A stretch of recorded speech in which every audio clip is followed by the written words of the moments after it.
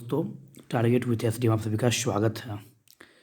72वीं गणतंत्र दिवस की ढेर सारी शुभकामनाएं। और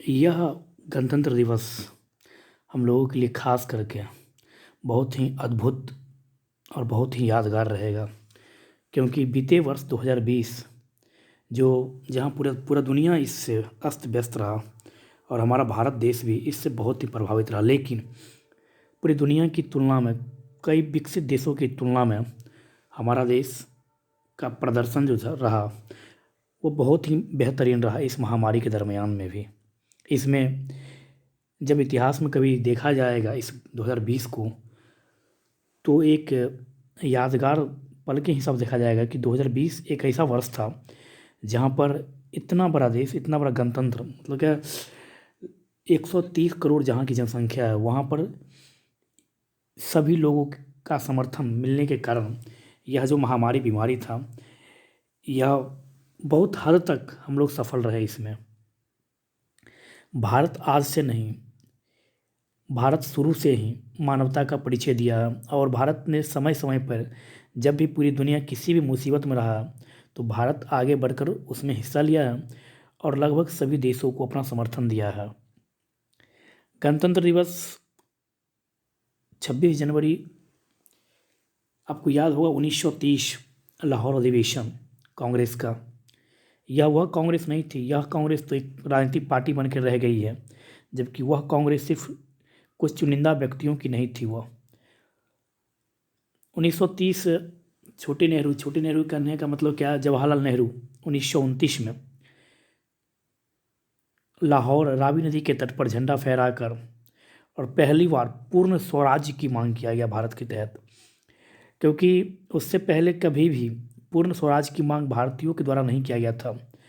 आपको पता होगा साइमन कमीशन के तत्पश्चात मोतीलाल नेहरू और भारतीयों के द्वारा यह मांग किया गया कि भारत का संविधान जो वह भारतीय बनाने में सक्षम है और हम इसके लिए बनाएंगे। तो लॉर्ड बर्कनहेड सचिव जो थे, उन्होंने चैलेंज किया कि जो हम तैयार हैं, तुम लोग महामूर्ख हो जो इस विद्वान की कमेटी को तुम लोग स्वीकार नहीं कर रहे हो। ठीक है, हम तैयार हैं तुम लोगों के लिए, लेकिन तुम लोग जो रिपोर्ट बनाओगे उस रिपोर्ट पर पूरा भारतवासी सहमत होना चाहिए, क्योंकि लॉर्ड बर्कनहेड जानते थे कि यहाँ पर सभी में एकता नहीं होगी। और उस नेहरू रिपोर्ट में भी डोमिनियन स्टेट का मांग किया गया, ना कि पूर्ण स्वराज का। लेकिन 1929 लाहौर अधिवेशन में जवाहरलाल नेहरू जी के द्वारा पूर्ण स्वराज की मांग की गई और 26 तारीख को, मतलब क्या दिसंबर में 1929 दिसंबर रात के 12 बजे झंडा फहरा कर यह घोषणा किया गया कि प्रत्येक वर्ष अब हम लोग 26 जनवरी को स्वतंत्रता दिवस मनाएंगे, गणतंत्र नहीं, स्वतंत्रता दिवस मनाएंगे प्रत्येक वर्ष।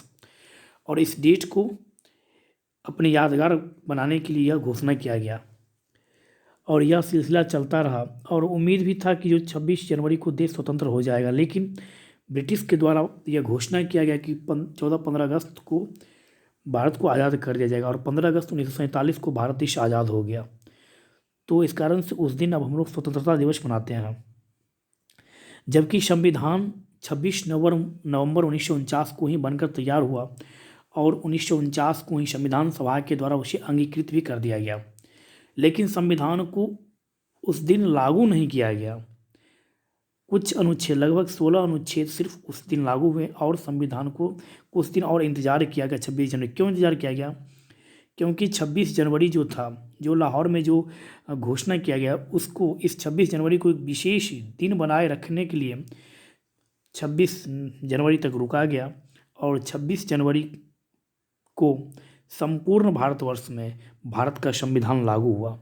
पूरी दुनिया की सबसे पुरानी लोकतंत्र हम लोग हैं, हमारा देश है, और हम लोगों को अपने देश पर गर्व है और अपने आप पे गर्व है कि हम लोग इस भारत जन्मभूमि पर जन्म लिए हैं, जहाँ आर्यभट्ट, जहाँ महर्षि पाणिनि जैसे विद्वान, गांधी जी जो सहनशीलता, जो अहिंसा के पुजारी, जिन्होंने पूरी दुनिया को अहिंसा सिखाया, पटेल बाबू जैसे बहुत ही विद्वान व्यक्ति, जिन्होंने लगभग कई गुटों में, कई टुकड़ों में भारत जो बटा हुआ था उसको एकत्रित किया उन्होंने, मतलब क्या एक जगह पिरोया उन्होंने और सबको मिलाकर एक नए भारत का निर्माण कराया। चंद्रशेखर आज़ाद, भगत सिंह, नौजवान इन लोगों ने अपनी भारत की स्वतंत्रता में इन लोगों ने एक अपनी अहम भूमिका निभाई। एक तरफ गांधी जी और एक तरफ ये लोग थे, लेकिन दोनों का अपना अपना विचार था और दोनों अपने अपने विचार से सही थे। किसी को गांधी जी से कोई व्यक्तिगत विवाद नहीं था, बस सब अपने अपने व्यक्तित्व पर थे, सबका अपना अपना अलग अलग विचार था सबका। सुभाष चंद्र बोस जैसे तेज तर्रार नेता, तो ऐसा कहा था कि भारत का संविधान चोरों का संविधान, भारत का संविधान नकल किया गया है। ऐसा नहीं है। यदि नकल किया जाता तो पूरी दुनिया का सबसे खूबसूरत संविधान और सबसे बड़ा संविधान हमारे भारत देश का है। और इस देश की सबसे बड़ी महानता क्या है कि यहाँ पर अनेकता में एकता है। कहने क्या मतलब है, यहाँ पर कई धर्मों के लोग रहते हैं, लेकिन फिर भी जब राष्ट्र प्रेम की बात आती है तो सब एक हो जाते हैं। थल सेना, जल सेना, वायुसेना, तीनों सेना में सभी धर्म के लोग हैं। तो उस समय वह किसी धर्म से नहीं, वह सब सिर्फ एक भारत माँ के सपूत के रूप में जाने जाते हैं। हाल ही में गलवान घाटी में चीन के साथ कुछ घटना भी घटा।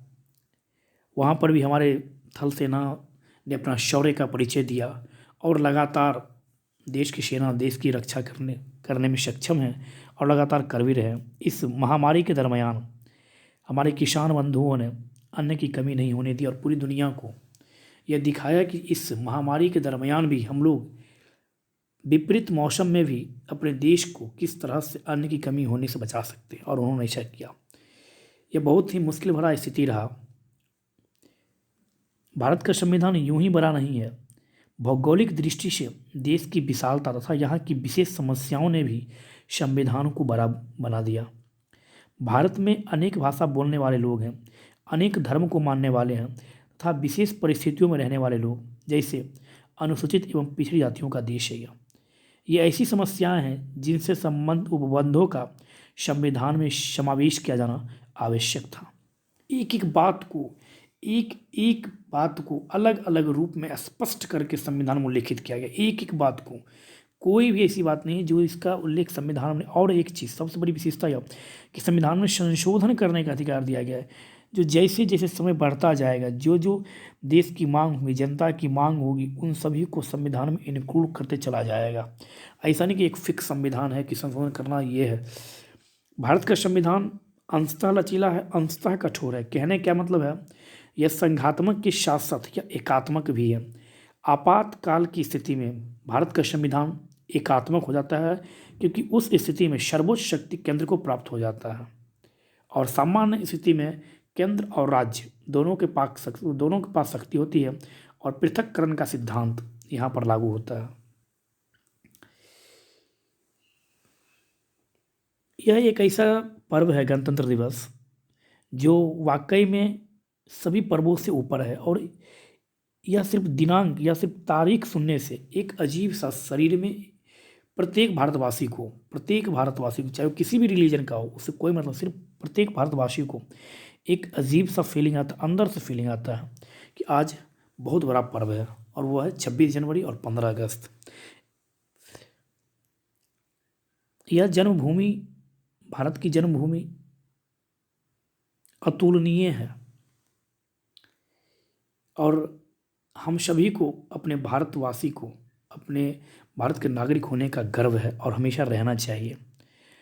और गणतंत्र का मतलब यहाँ पर यह है, जो वंशानुगत यहाँ शासन नहीं चलता, यहाँ कोई राजा का शासन नहीं चलता है। यहाँ जो एक राजा हुए, फिर उनके पुत्र होंगे, फिर उनके पुत्र होंगे, फिर उनके, ऐसा नहीं। यहाँ 130 करोड़ जनता के द्वारा चुना गया एक व्यक्ति शासन करता है, और यहाँ पर अध्यक्षीय प्रणाली भी नहीं, यहाँ पर संसदीय प्रणाली है। तो फिर कैसे हम कह सकते हैं कि यह नकल किया हुआ संविधान है। हमारे देश के जो संविधान निर्माण करता थे विद्वान व्यक्तियों से, उन लोगों ने कई देशों के संविधान में अपना योगदान दिया है,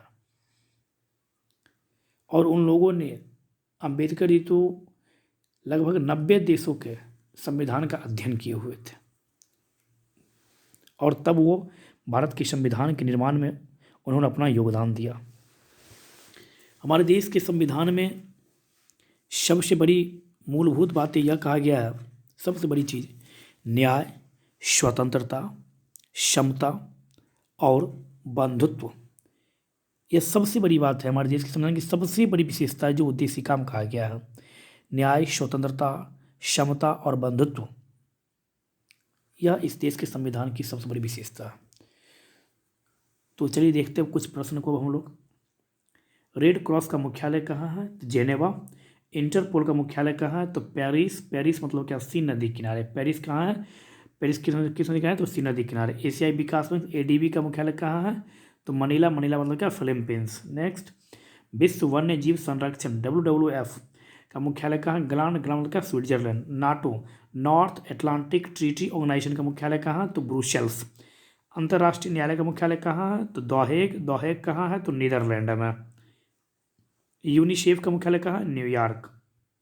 next, SAARC the South Asian Association for Regional Cooperation का मुख्यालय कहाँ है? काठमांडू। काठमांडू मतलब क्या? नेपाल। संयुक्त राष्ट्र पर्यावरण कार्यक्रम UNEP United Nation Environment Programme का मुख्यालय कहाँ है? तो नैरोबी। गेट का मुख्यालय कहाँ? जेनेवा। विश्व व्यापार संगठन WTO वर्ल्ड ट्रेड ऑर्गेनाइजेशन मुख्यालय जेनेवा। अमेरिकी राज्यों का संगठन OS वाशिंगटन DC। और वाशिंगटन DC किस नदी के तट पर स्थित है? तो वाशिंगटन DC पोटोमैक नदी के तट पर स्थित है। अरब लीग का मुख्यालय कहाँ है? तो Cairo. World council of churches WCC का मुख्यालय कहाँ है? तो जेनेवा। यूरोपीय ऊर्जा आयोग का मुख्यालय कहाँ है? जेनेवा। अफ्रीकी आर्थिक आयोग का मुख्यालय कहाँ है? आदिश अबाबा। यूरोपीय मुक्त व्यापार संघ का मुख्यालय कहाँ है? जेनेवा।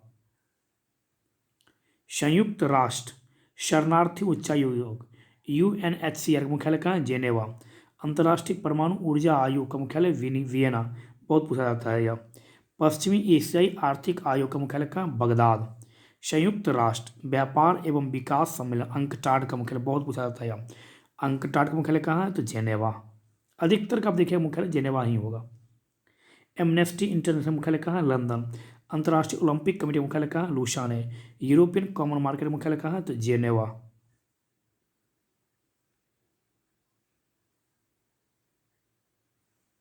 राष्ट्रमंडल राष्ट्राध्यक्ष सम्मेलन चौगम का मुख्यालय कहाँ है? तो स्ट्रासबर्ग। पेट्रोलियम उत्पादक देशों का संगठन ओपेक का मुख्यालय कहाँ है? Vienna, Austria.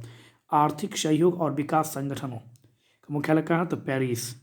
यूरोपियन परमाणु ऊर्जा समुदाय का मुख्यालय कहाँ है? तो ब्रुसेल्स। राष्ट्रमंडल का मुख्यालय कहाँ है? तो कॉमनवेल्थ का मुख्यालय कहाँ है? तो लंदन। लंदन मतलब टेम्स नदी किनारे। यूरोपीय आर्थिक समुदाय EEC का मुख्यालय कहाँ है? जेनेवा। यूरोपीय पार्लियामेंट का मुख्यालय कहाँ है? तो लग्जमबर्ग। यूरोपियन स्पेस रिसर्च और मुख्यालय कहाँ है? तो पेरिस। अंतर्राष्ट्रीय श्रम संगठन ILO इंटरनेशनल लेबर ऑर्गेनाइजेशन मुख्यालय कहाँ है? जेनेवा। एशिया और प्रशांत क्षेत्रों का आर्थिक और सामाजिक आयोग का मुख्यालय कहाँ? बैंकॉक। अफ्रीकी एकता संगठन मुख्यालय कहाँ है? तो अदिश अबाबा। तो इस तरह से आज हम लोग कुछ महत्वपूर्ण ऑर्गेनाइजेशन का मुख्यालय को देखने का प्रयास किए और खूब अच्छे से सेलिब्रेट कीजिए इस गणतंत्र दिवस को और अपने अंदर हमेशा राष्ट्रहित की भावना को संजोए रखिए। और आपको फंडामेंटल राइट दिया गया है भारत के संविधान के तहत, इस कारण तो आज हम लोग झंडा फहराने का भी आपका फंडामेंटल राइट के अंतर्गत आता है। झंडा आप फहरा सकते हैं। आप अपनी आप देखिएगा जब कहीं पर राष्ट्रगान होता है तो आप किस स्थिति में उससे कोई मतलब नहीं, आपके अंदर एक खुद एक उत्तेजना, एक जोश, एक उमंग आता है। तो यही है राष्ट्र प्रेम। जय हिंद, जय प्यारा भारत, वंदे मातरम।